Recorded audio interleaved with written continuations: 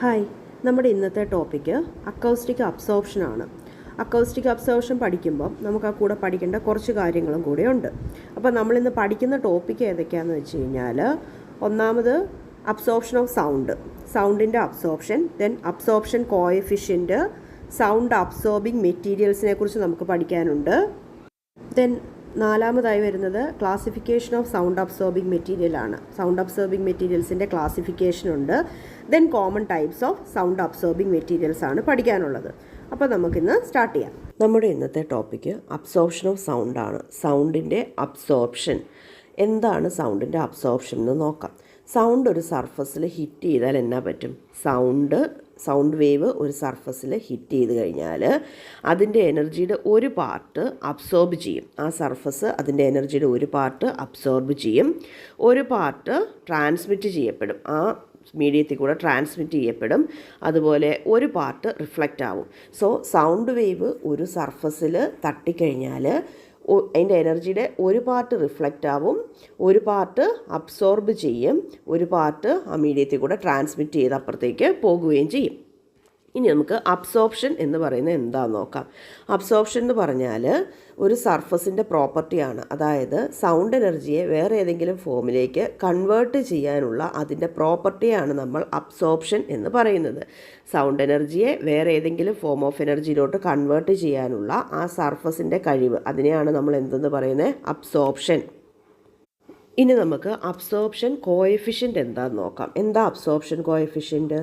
Absorption coefficient എന്ന് പറഞ്ഞാൽ ratio of sound energy absorbed by the surface divided by total sound energy incident on the surface. അതായത് incident ചെയ്യുന്ന എനർജിയുടെ എത്ര ഭാഗത്തെ നമ്മൾ ആ സർഫസ് അബ്സോർബ് ചെയ്യുന്നുണ്ട്, അതാണ് നമ്മുടെ അബ്സോർപ്ഷൻ കോഎഫിഷ്യൻ്റ് എന്ന് പറയുന്നത്. So it is a ratio of sound energy absorbed by the surface to the total sound energy incident on the surface. Total എനർജിയുടെ എത്ര ഭാഗം ഇത് അബ്സോർബ് ചെയ്തിട്ടുണ്ട്, അതാണ് അബ്സോർപ്ഷൻ കോഎഫിഷ്യൻ്റ് കാണിക്കുന്നത്.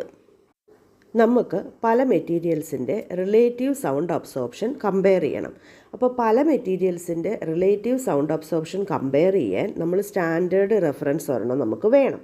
പല മെറ്റീരിയൽസിൻ്റെ റിലേറ്റീവ് സൗണ്ട് അബ്സോർപ്ഷൻ കമ്പയർ ചെയ്യാൻ നമുക്ക് എന്ത് വേണം? ഒരു സ്റ്റാൻഡേർഡ് റെഫറൻസ് വേണം. അതിനെ വെച്ചല്ലേ കമ്പയർ ചെയ്യാൻ പറ്റൂ. അപ്പോൾ നമ്മൾ സ്റ്റാൻഡേർഡ് റെഫറൻസായി എടുക്കുന്നത് ഓപ്പൺ വിൻഡോ ആണ്. എന്താണ് ഈ ഓപ്പൺ വിൻഡോ എടുക്കാനുള്ള കാരണം? ഓപ്പൺ വിൻഡോ ഒരു പെർഫെക്റ്റ് സൗണ്ട് അബ്സോർബർ ആണ്. Open window perfect sound absorber ആണ്. അതിൻ്റെ കാരണം എന്താ? കാരണം ഓപ്പൺ വിൻഡോയിൽ വരുന്ന full sound energy, the whole of the sound energy എന്ത് ചെയ്യും? ഓപ്പൺ വിൻഡോ അല്ലേ, അതിൽ കൂടെ കടന്നു പോകും. അപ്പം ഒന്നും റിഫ്ലക്റ്റ് ചെയ്യപ്പെടുന്നില്ല. അതുകൊണ്ട് ഓപ്പൺ വിൻഡോ ഒരു പെർഫെക്റ്റ് സൗണ്ട് അബ്സോർബർ ആണെന്നാണ് പറയുന്നത്. ഓപ്പൺ വിൻഡോ എന്ന് പറയുന്നതിൽ കൂടെ വരുന്ന സൗണ്ട് എനർജി മുഴുവൻ അങ്ങ് പോകത്തേ ഉള്ളൂ, ഒന്നും റിഫ്ലക്റ്റ് ചെയ്യുന്നില്ല തിരിച്ച്. അതുകൊണ്ട് ഓപ്പൺ വിൻഡോ ഒരു പെർഫെക്റ്റ് സൗണ്ട് അബ്സോർബർ ആണ്. ഇനി നമുക്ക് അബ്സോർപ്ഷൻ കോഎഫിഷ്യൻ്റ് ഈ ഓപ്പൺ വിൻഡോയുമായിട്ട് കമ്പയർ ചെയ്ത് എങ്ങനെ ഡിഫൈൻ ചെയ്യാമെന്ന് നോക്കാം. അതായത് നമ്മളൊരു സർഫസ് എടുക്കുക. ആ സർഫസിൻ്റെ 1 മീറ്റർ സ്ക്വയർ എന്തോരം സൗണ്ട് എനർജി അബ്സോർബ് ചെയ്യും എന്ന് നോക്കുക. ഏതെങ്കിലും ഒരു സർഫസ് എടുത്തിട്ട് ആ സർഫസിൻ്റെ 1 മീറ്റർ സ്ക്വയർ എന്തോരം എനർജി അബ്സോർബ് ചെയ്യുമെന്ന് നോക്കുക. അതുപോലെ ഓപ്പൺ വിൻഡോയുടെ 1 മീറ്റർ സ്ക്വയറും എന്തോരം സൗണ്ട് എനർജി അബ്സോർബ് ചെയ്യും എന്ന് നോക്കുക.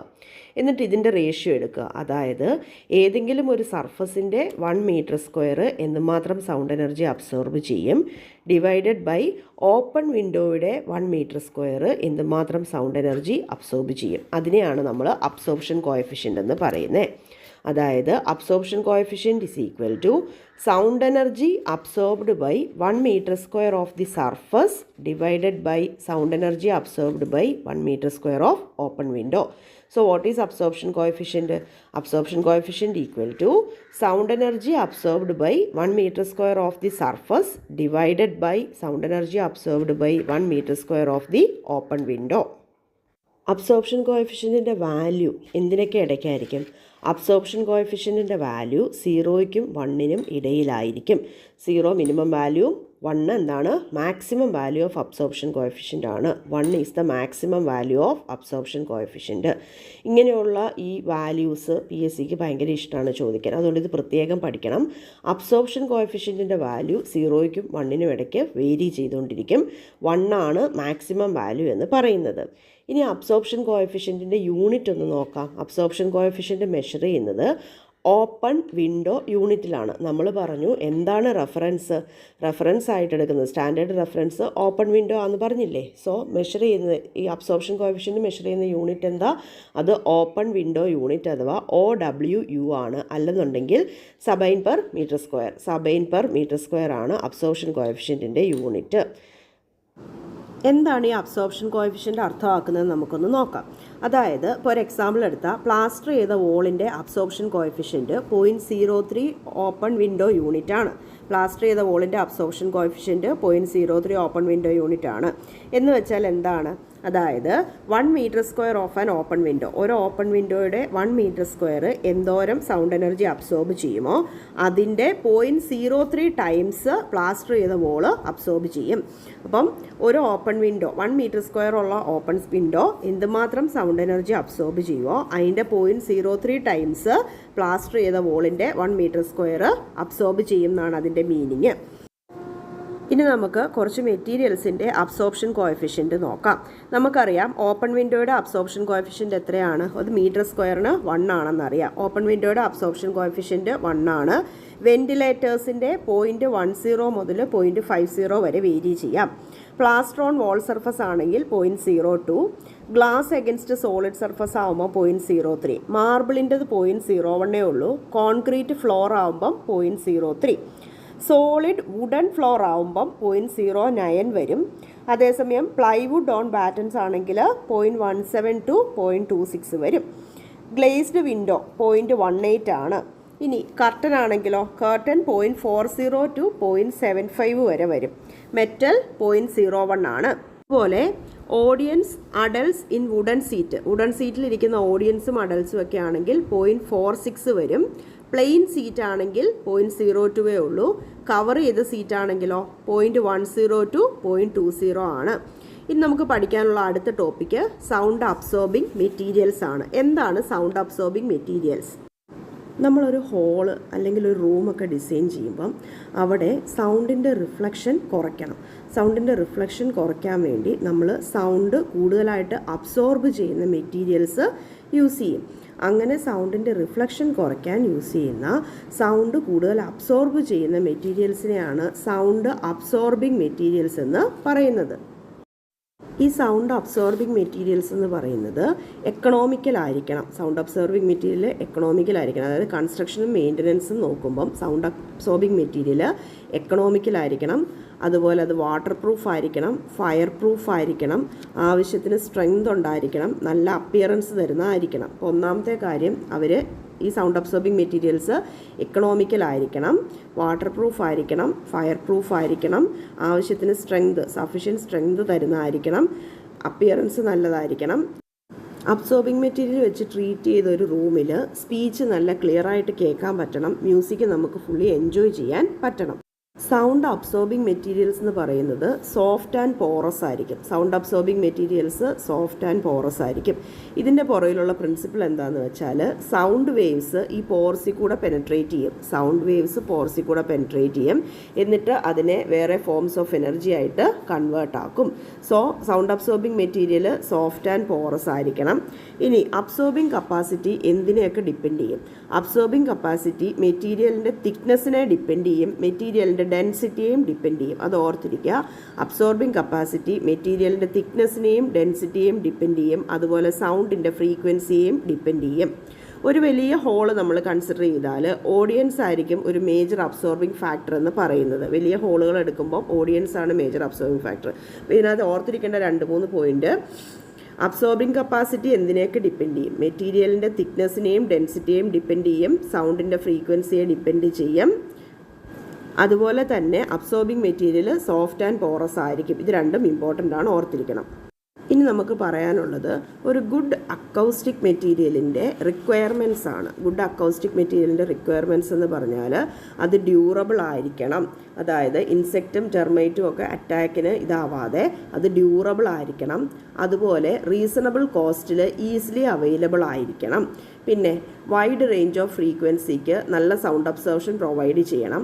അതുപോലെ ഫയർ റെസിസ്റ്റൻ്റ് ആയിരിക്കണം. നല്ല പ്ലീസിങ് അപ്പിയറൻസ് നൽകണം. ഹൈ കോഎഫിഷ്യൻ്റ് ഓഫ് അബ്സോർപ്ഷൻ ആയിരിക്കണം. പിന്നെ സഫിഷ്യൻറ്റ് സ്ട്രക്ചറൽ സ്ട്രെങ്ത് നമുക്ക് തരണം. ഇനി നമുക്ക് പറയാനുള്ളത് ക്ലാസിഫിക്കേഷൻ ഓഫ് സൗണ്ട് അബ്സോർബിംഗ് മെറ്റീരിയലാണ്. സൗണ്ട് അബ്സോർബിംഗ് മെറ്റീരിയലിനെ 4ആയിട്ട് ക്ലാസിഫൈ ചെയ്തിട്ടുണ്ട്. പോറസ് അബ്സോർബൻ്റ് ഉണ്ട്, ക്യാവിറ്റി റെസൊനേറ്റർ ഉണ്ട്, റെസൊനൻ്റ് അബ്സോർബിംഗ് ഓർ പാനൽ അബ്സോർബർ ഉണ്ട്, കോമ്പസിറ്റ് ടൈപ്പ് ഓഫ് അബ്സോർബൻസ് ഉണ്ട്. ഇതിൽ ഓരോന്നും നമുക്കിനി നോക്കാം. പോറസ് അബ്സോർബൻ്റ് എന്ന് പറഞ്ഞാൽ എന്താണ്? സൗണ്ട് വേവ് പോറസ് മെറ്റീരിയലിൽ സ്ട്രൈക്ക് ചെയ്യുമ്പം ഒരു പാർട്ട് റിഫ്ലക്റ്റ് ആവും, ബാക്കി പാർട്ടോ അത് പോറസ് മെറ്റീരിയലിനകത്തൂടെ പെനട്രേറ്റ് ചെയ്യും. ഈ പോറസ് മെറ്റീരിയലിൽ കൂടെ പെനട്രേറ്റ് ചെയ്യുന്ന സൗണ്ട് എനർജിയെ ഹീറ്റ് എനർജി ആയിട്ട് കൺവേർട്ട് ചെയ്യും.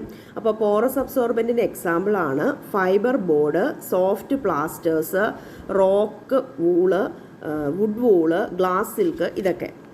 ക്യാവിറ്റി റെസൊനേറ്റർ എന്താ? ക്യാവിറ്റി റെസൊനേറ്റർ എന്ന് പറഞ്ഞാൽ ചെറിയ ഓപ്പണിംഗ് ഉള്ള ചേംബർ അല്ലെങ്കിൽ കണ്ടെയ്നറാണ്. ചെറിയ ഓപ്പണിംഗ് ഉള്ള ചേംബർ അല്ലെങ്കിൽ കണ്ടെയ്നറാണ് ക്യാവിറ്റി റെസൊനേറ്റർ എന്ന് പറയുന്നത്. സൗണ്ട് വേവ്സ് ഇതിനകത്ത് എൻ്റർ ചെയ്താൽ മൾട്ടിപ്പിൾ റിഫ്ലക്ഷൻ നടക്കും. ഈ മൾട്ടിപ്പിൾ റിഫ്ലക്ഷൻസ് കാരണം വേവ്സ് അബ്സോർബ് ആകും. അപ്പോൾ എന്തൊക്കെയാണ് ക്യാവിറ്റി റെസൊനേറ്റർ? ചേംബർ അല്ലെങ്കിൽ കണ്ടെയ്നറാണ്. ചെറിയ ഓപ്പണിംഗ് ഉള്ള ചേംബർ അല്ലെങ്കിൽ കണ്ടെയ്നറാണ്.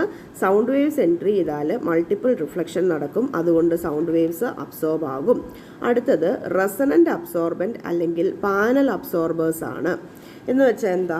നമ്മൾ അബ്സോർബൻ്റ് മെറ്റീരിയൽ ഒരു തടിയുടെ ടിമ്പർ ഫ്രെയിമിൽ ഫിക്സ് ചെയ്യും. അബ്സോർബൻ്റ് മെറ്റീരിയൽ ടിമ്പർ ഫ്രെയിമിൽ ഫിക്സ് ചെയ്യും. ഫ്രെയിമിൻ്റെയും വോളിൻ്റെ ഇടയ്ക്ക് എയർ സ്പേസ് ഉണ്ട്. അപ്പം അബ്സോർബൻ്റ് മെറ്റീരിയൽ ടിമ്പർ ഫ്രെയിമിൽ വെച്ചിട്ട് ഇത് നമ്മൾ വോളിൻ്റെ അടുത്ത് വെക്കും. വോളിൻ്റെ അടുത്തേ വെക്കത്തുള്ളൂ, അതിനിടയിൽ എയർ സ്പേസ് കാണും. അപ്പോൾ എന്നാ പറ്റും? ഇത് പാനൽ അബ്സോർബൻ്റ് ആയിട്ട് ആക്ട് ചെയ്യും. ഈ സാധനം പാനൽ അബ്സോർബൻ്റ് ആയിട്ട് ആക്ട് ചെയ്യും.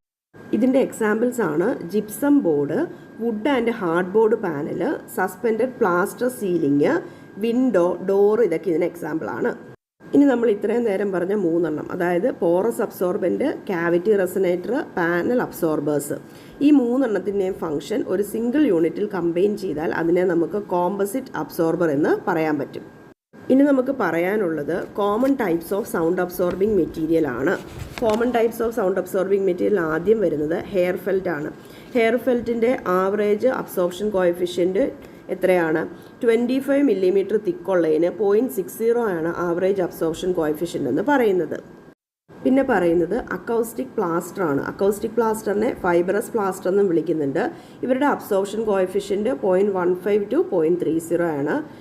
അക്കൗസ്റ്റിക്കൽ ടൈൽസ് ഉണ്ട്. അക്കൗസ്റ്റിക്കൽ ടൈൽസിൻ്റെ സൗണ്ട് അബ്സോർപ്ഷൻ യൂണിഫോം ആണ്, മാത്രമല്ല അത് ഫിക്സ് ചെയ്യാനും ഈസിയാണ്. അടുത്ത ടൈപ്പ് എന്ന് പറഞ്ഞാൽ സ്ട്രോ ബോർഡ് ഉണ്ട്, അതുപോലെ പൾപ്പ് ബോർഡ് ഉണ്ട്. പൾപ്പ് ബോർഡ് ചീപ്പാണ്, അതിൻ്റെ അബ്സോർപ്ഷൻ കോഎഫിഷ്യൻറ്റ് 1.7 അടുത്ത് വരും. കംപ്രസ്ഡ് ഫൈബർ ബോർഡ് ഉണ്ട്. കംപ്രസ്ഡ് ഫൈബർ ബോർഡിൻ്റെ അബ്സോർപ്ഷൻ കോഎഫിഷ്യൻറ്റ് 0.30.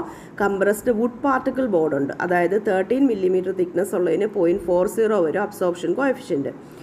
പിന്നെ എന്നൊക്കെയുണ്ട്? പെർഫറേറ്റഡ് പ്ലൈവുഡ് ഉണ്ട്, വുഡ് വൂൾ ബോർഡ് ഉണ്ട്, ക്വിൽറ്റ് ആൻഡ് മാറ്റ് ഉണ്ട്. ക്വിൽറ്റ് ആൻഡ് മാറ്റ് യൂസ് ചെയ്യുന്നത് എന്തിനാണ്? അക്കോസ്റ്റിക് ബ്ലാങ്കറ്റ് ആയിട്ട് നമുക്ക് ഫിക്സ് ചെയ്യാൻ പറ്റും. താങ്ക്